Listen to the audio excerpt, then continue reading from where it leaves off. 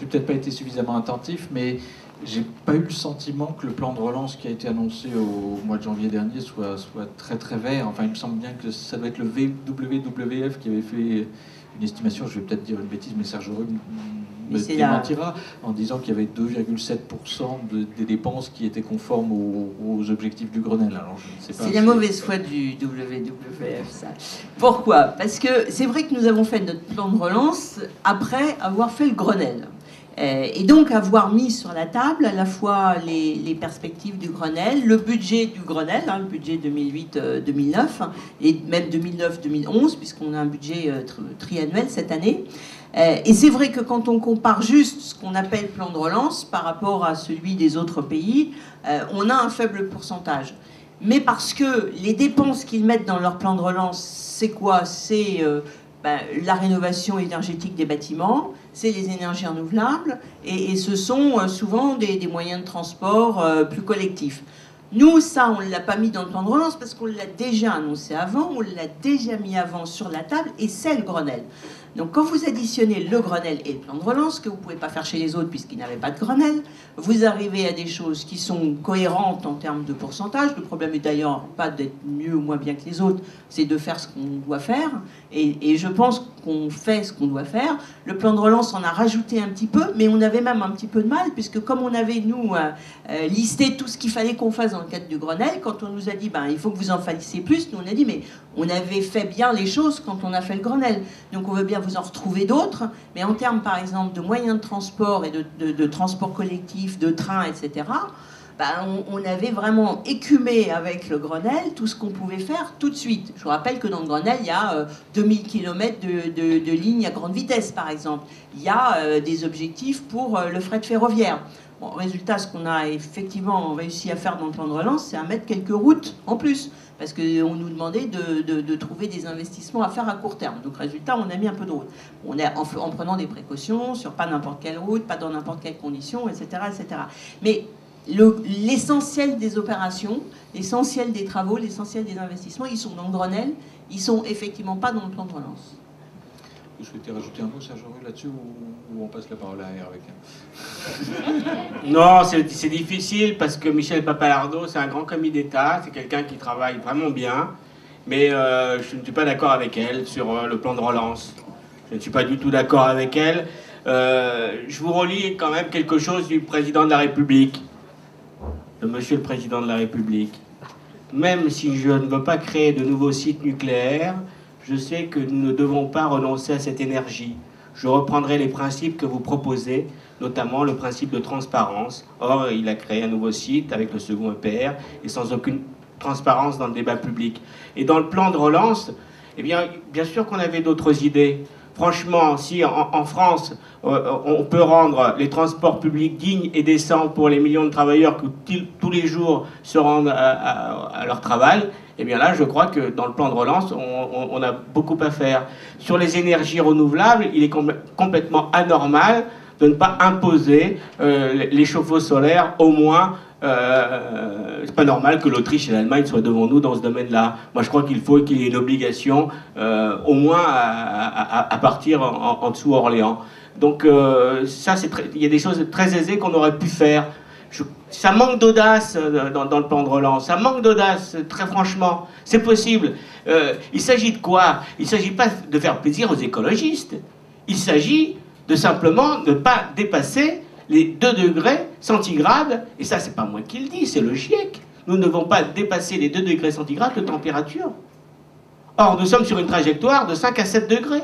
Et c'est le GIEC qui le dit. 5 à 7 degrés, c'est la plus grande catastrophe humaine, sociale, écologique que l'humanité connaîtra. La crise économique à côté, ça sera la bibliothèque rose.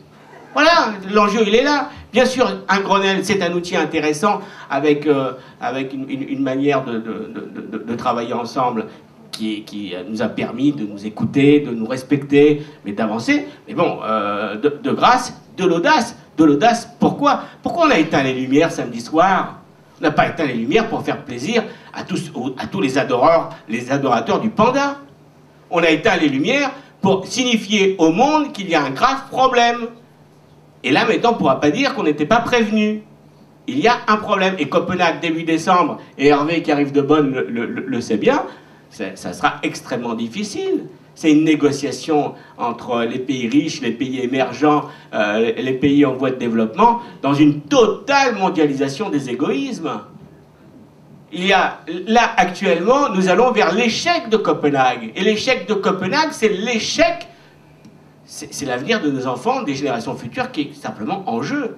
Donc de l'audace dans nos plans de relance, et je crois que des pays, même la Chine, ils ont fait mieux que nous dans leur plan de relance.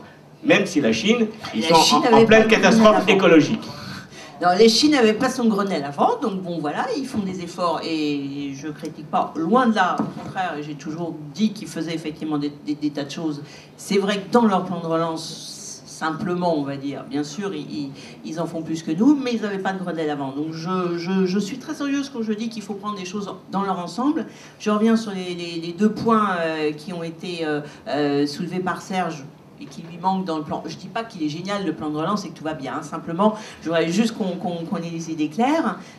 Sur les transports en commun, il y a effectivement, et on vient de finir là, de récupérer les propositions, les réponses plutôt à un appel à projet sur les TSCSP, c'est-à-dire les transports publics dans les villes. Et on va effectivement les financer. C'est une décision du Grenelle. Moi, je veux bien qu'on dise que c'est le plan de relance. Mais enfin, bon, c'est quand même une décision du Grenelle. Elle est mise en œuvre dès aujourd'hui. On a donc la liste des projets et on investit, je crois, de l'ordre de 700 ou d'1 milliard tout de suite. Et on relance un appel à projet après. Et dans le plan de relance, on a aussi mis des choses sur les transports en commun dans les villes et notamment en Île-de-France, puisqu'il y a de l'argent qui est ajouté en plus par rapport à ce qu'on avait prévu avant le plan de relance, à la fois de la SNCF sur les RER et de la RATP, pour acheter du matériel, parce qu'on ne va pas changer tout de suite les lignes comme ça du jour au lendemain, ça, on sait que ça prend un peu plus de temps. Par contre, on peut faire des choses pour la qualité des transports aujourd'hui en Île-de-France comme dans les régions. Donc, il y a des choses, pas suffisamment, moi je veux bien, mais il y en a. Et deuxièmement, sur les énergies renouvelables, c'est pareil, hein, on est en retard. Bah, qu'est-ce que vous voulez, on ne va pas non plus récupérer le retard qu'on a pris depuis des années, en 6 mois ou en 3 mois, ou en 3 ans. On fait aujourd'hui beaucoup d'efforts et on est sur des taux de croissance de nos énergies renouvelables qui sont extrêmement fortes. C'est vrai qu'on partait de bas, mais enfin maintenant ça commence à devenir très sérieux. Même si on partait de bas, on commence à se rapprocher d'un certain nombre de chiffres qui valent la peine d'être signalés, que ce soit dans l'éolien ou dans le solaire. Dans l'hydroélectricité, là, on était déjà très bon. Dans l'utilisation du bois, on est les premiers en Europe. Donc voilà, on n'est pas non plus complètement nul. Et quant à l'idée de rendre obligatoire les chauffe-eau solaires dans le sud de la France, on ne dit pas on va rendre obligatoire les chauffe-eau solaires dans le sud de la France, on dit, Grenelle, on va mettre en place une réglementation thermique qui va nécessiter que les immeubles récents, les nouveaux immeubles, soient à basse consommation en 2012. Alors ça veut dire quoi? Ça veut dire qu'il faut qu'on consomme 50 kWh par mètre carré par an, donc beaucoup moins qu'aujourd'hui. Ben, mais on s'est raté sur le logement ancien. Non, on va y arriver. Juste pour faire ça, dans la plupart des endroits, ça va vouloir dire, pour faire mes 50 kWh, je vais mettre mon chauffe-eau solaire sur mon toit, notamment dans le sud de la France. Donc voilà, hein, on l'écrit différemment. Vous me direz, c'est peut-être moins vendeur, c'est peut-être moins marketing. C'est pas forcément faux, mais au résultat, on va arriver à ça. Et quant aux bâtiments anciens, j'espère bien qu'on ne va pas se planter. C'est un objectif du Grenelle. Et aujourd'hui, on est sur le début de la mise en œuvre de cette décision, en sachant qu'elle passe d'abord chez vous, hein, parce que la difficulté de cette décision de remettre à niveau en efficacité énergétique l'ensemble de nos bâtiments et l'ensemble de nos logements, ça veut dire qu'il y a 30 millions de décisions qui doivent être prises, c'est-à-dire que chacun d'entre nous doit regarder notre logement et dire, bon alors par quel bout je le prends, comment est-ce que j'investis dans mon logement? Ce qu'on fait aujourd'hui côté État, c'est de mettre des moyens, parce qu'une fois qu'on s'est posé la question, on se dit, et justement maintenant comment je le finance? Et donc c'est d'essayer de mettre des moyens pour le financer. Vous avez des superbes crédits d'impôt, que vous pouvez toucher même si vous n'avez payé pas d'impôts, hein, vous savez ça. Et puis vous avez le prêt à taux zéro qui va très bientôt être disponible et qui va permettre de faciliter le financement initial. Et puis c'est vrai que tant que le prix de l'énergie est faible, on peut se demander si on va faire des économies, mais vous pouvez me croire, à terme, vous ferez des économies qui vous permettra de financer tout ça.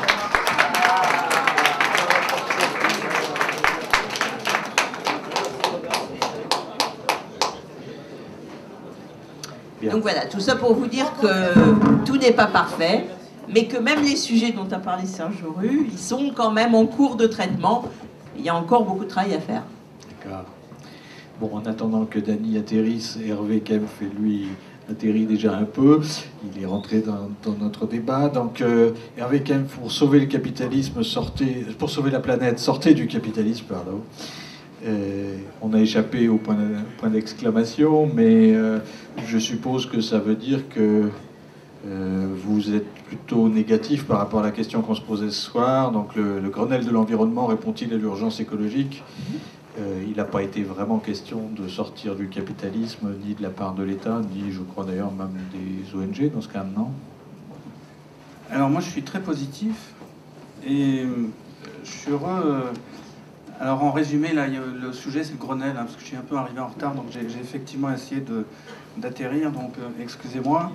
Et alors il y a eu un débat, je fais un résumé mais très subjectif pour Daniel Cohn-Bendit. On a parlé du Grenelle, est-ce qu'il y avait suffisamment de chauffe-eau solaire, d'éoliennes, est-ce que le taux de croissance de la conscience progressait, est-ce qu'on avait bien fait les 238 mesures, on en a fait 174 et on va arriver à 238, et le plan de relance est-il, oui, mais on avait fait avant. Moi je suis assez...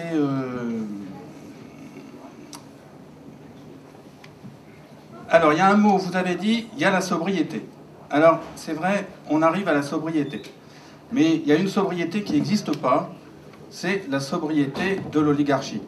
Alors, depuis 3 jours, on entend parler, et c'est une très bonne chose, des stocks options, des bonus, etc. On fait un décret passé qui est, comment dire, pour ce que j'en ai lu, à Guillaume Duval, qui est un meilleur économiste que moi de loin, rit. Voilà, il y a une sobriété. Les Français ont compris depuis plusieurs années qu'il y avait une crise écologique. Cette perception a été intelligemment sentie par le grand politicien qu'est Nicolas Sarkozy pendant sa campagne. Il a su enfourcher le cheval environnemental que ce qu'on appelait la gauche, c'est-à-dire le parti, ouvrez les guillemets, socialiste, fermez les guillemets, n'a pas su enfourcher. Le Grenelle a été lancé. Et c'était effectivement une chose intelligente, et vous imaginez peut-être, ou vous n'imaginez pas, on ne se connaît pas, mais que je ne suis pas forcément très favorable à M. Sarkozy, surtout avec un titre comme ça, mais il faut bien reconnaître que le Grenelle a été intelligemment mené. C'était une vraie... Moi j'ai suivi ça en tant que journaliste. On essaye d'avoir pas d'a priori, et on regardait ce bébé qui montait, qui grandissait, et qui a produit des choses tout à fait intéressantes. Après, il s'agissait surtout de faire en sorte que ça ne change rien. Alors, le bon exemple pour la supposée bonne démocratie qui s'était effectivement produite a été balayé d'un revers de main quand on a annoncé sans aucun débat, sans aucune réflexion, sans aucune transparence sur la politique énergétique, un deuxième EPR, voire un troisième EPR. Donc la pseudo-démocratie qui était mise en œuvre dans le Grenelle a été balayée par le président de la République lui-même. Ensuite, on nous dit il y a de la sobriété, et j'en reviens. Les citoyens français ont compris qu'il y avait de la sobriété, que nous devons aller vers la sobriété. Moi, il y a 2 ans, j'avais été à une radio, j'avais employé le terme de sobriété en rentrant chez moi à mes fils. Vous imaginez, on est quand même assez écolo dans la famille. Papa, quand même, sobriété, tu fais un peu fort, c'est l'austérité, tout ça. Là, maintenant, ça y est, Madame Papalardo, et je l'en félicite, emploie le terme de sobriété, et vous n'êtes pas la seule, et on est tous d'accord, on peut tous dire maintenant, il faut aller vers la sobriété, sauf éventuellement le samedi soir, parce qu'il faut quand même se détendre. Mais il y a une chose qui n'évolue pas, c'est le sentiment de la sobriété chez les oligarques. Nous n'arrivons pas à poser clairement, et là les médias jouent aussi une responsabilité, à poser clairement la question des inégalités dans ce pays et la question du revenu maximal admissible. Il faut maintenant arrêter de discuter, enfin non, il faut discuter, excusez-moi, je ne veux pas être trop impératif. On peut discuter de chauffe-eau solaire, d'éoliennes, de tout ce que vous voulez, on est tout à fait d'accord, d'efficacité thermique, mais nous ne sommes pas 38 millions de ménages dans ce pays à égalité où chacun devrait faire un effort, fermer son robinet, éteindre la lumière, faire rouler à vélo, même s'il faut absolument que nous le fassions, mais il faut aussi que ce soit traduit en termes politiques, en termes de répartition des pouvoirs, en termes de répartition des richesses. Et oui, voilà, ça s'appelle une sobriété partagée. Et pour le dire autrement, et pour aller vite, puisque le temps est un petit peu compté, il faut rendre la parole pour qu'on discute. Il y a une question qui n'est pas posée, qui est soigneusement évacuée dans le Grenelle. Même y compris sous l'angle sobriété, là, il m'interrompt, Guillaume Duval. Oui, au sens des revenus. Ça n'a strict... Enfin, par rapport à votre attaque sur les médias, là, les personnes qui assistent ont entre les mains un média qui parle justement du revenu maximal qu'il faudrait instaurer. Alternative économique. Voilà. Ah bah c'est très bien, mais disez-le. Ah oui, mais non, mais quand j'entends la radio, on se lève le matin. Mais simplement, j'entendais hier parler Monsieur Colombani et un représentant de la tribune de l'économie sur France Info. J'entends, enfin voilà, c'est toujours les mêmes qui parlent. C'est pas Guillaume Duval ou Denis Clerc qu'on entend, hélas, à 8h le matin. Mais simplement, plus sérieusement, sur cette question... Non mais attends, je parle sérieusement là. Je suis très sérieux quand même. Merci. Je suis très sérieux quand on dit il faut poser la question écologique, excusez-moi Guillaume Duval, il faut la poser en termes aussi de réduction des inégalités et de redistribution des richesses pour permettre... Mais oui, mais moi je voudrais convaincre aussi la salle. Si Guillaume Duval est convaincu, très bien.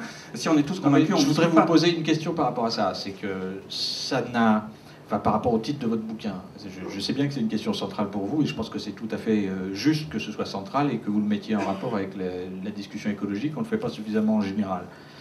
Ceci dit, ça n'implique pas forcément, y compris de sortir du capitalisme. Enfin, je veux dire, le capitalisme a vécu, il a même mieux vécu qu'aujourd'hui, à une époque où il y avait des taux marginaux d'imposition de 80% et plus sur les très hauts revenus, à une époque où les patrons gagnaient que, entre guillemets, 40 fois ce que gagnaient les ouvriers et pas 500 comme aujourd'hui. C'est pas forcément incompatible avec le capitalisme. Alors, c'est précisément pour ça que je fais l'analyse sur le capitalisme, en considérant non pas que le capitalisme est une forme abstraite qui flotte dans l'éther, mais que c'est un système psychologique, on va y revenir, et qui a une évolution historique, et qu'on a dans l'évolution récente du capitalisme une inflexion très forte qui s'est faite très schématiquement à partir de 1980, c'est-à-dire que cette période de capitalisme keynésien, qu'on pourrait presque appeler un capitalisme social, qui était celui des 30 glorieuses, d'une époque où, dans une formidable augmentation de la richesse collective dans les pays développés, et du fait des rapports de force entre groupes sociaux, entre classes sociales, les progrès de richesse pouvaient être assez équitablement partagé, je ne sais pas si c'était équitable, en tout cas le partage entre capital et travail était stable. À partir de 1980, on a une augmentation très régulière selon un très grand nombre d'indicateurs et dans quasiment tous les pays développés avec des degrés différents vers une évolution, une inégalité très grande. Alors pour reprendre le chiffre que vous avez donné, on n'est plus dans des situations où des personnes très riches gagnent 40 fois le revenu moyen, on est dans des situations où des personnes très riches vont gagner 300 à 400 fois. Donc ça, c'est le premier point. Il nous faut déjà revenir à un niveau, je ne sais pas s'il est équitable, mais dans l'espace de temps qui nous est imparti, parce qu'il faut aller vite au regard de la crise écologique, et là, c'est dans les 10 à 15 ans qu'il faut changer, il est déjà raisonnable de remettre la question de la répartition des inégalités et de la distribution différente des richesses, précisément pour nous permettre collectivement et d'accepter de réduire notre consommation matérielle et notre consommation d'énergie, particulièrement les classes moyennes, mais les classes moyennes ne le feront pas s'il y a toujours une aussi grande inégalité, et par ailleurs, pour que ce transfert de richesses nous permette d'investir d'une part pour aider les plus pauvres et les plus précaires, et ceux qui vont perdre leur emploi, à passer les difficultés économiques des années à venir, et pour réinvestir et réorienter notre activité économique vers des activités à faible impact écologique, mais à utilité sociale extrêmement grande, et avec une capacité de création d'emplois. Agriculture, haute politique de l'énergie, haute politique des transports, santé, éducation, culture. Alors quand même un mot pour répondre à la question de Guillaume Duval. Je considère que ça, c'est sortir du capitalisme, précisément parce que je définis le capitalisme non pas sans renier cette définition un petit peu, le capitalisme comme système d'appropriation privée des moyens de production dans l'idée d'accumuler un profit maximal, mais plutôt de considérer que le capitalisme est, et en m'inspirant d'un autre économiste, Karl Polanyi, est une philosophie qui considère d'une part que les personnes humaines sont essentiellement des individus, est motivée essentiellement par la poursuite de la maximisation de leur intérêt individuel, et que dans cette collection d'individus, cette société d'individus en compétition les uns avec les autres, je ne sais pas si c'est le hors-sujet, mais là j'essaye de parler du capitalisme. Alors voilà, je vais finir là-dessus. Et deuxième chose, c'est que cette philosophie considère qu'il n'y a plus société, les liens sociaux ont vocation à être marchandisés, à être réglés par le marché. Et je pense qu'en ce sens-là, pour aller vers une société écologique et sociale, il nous faut changer de cette psychologie individualiste, il nous faut sortir de la marchandisation généralisée, et en ce sens-là, il s'agit de sortir du capitalisme, c'est-à-dire d'une vision de la société et de l'individu qui n'est plus adaptée aux défis que nous avons à court terme.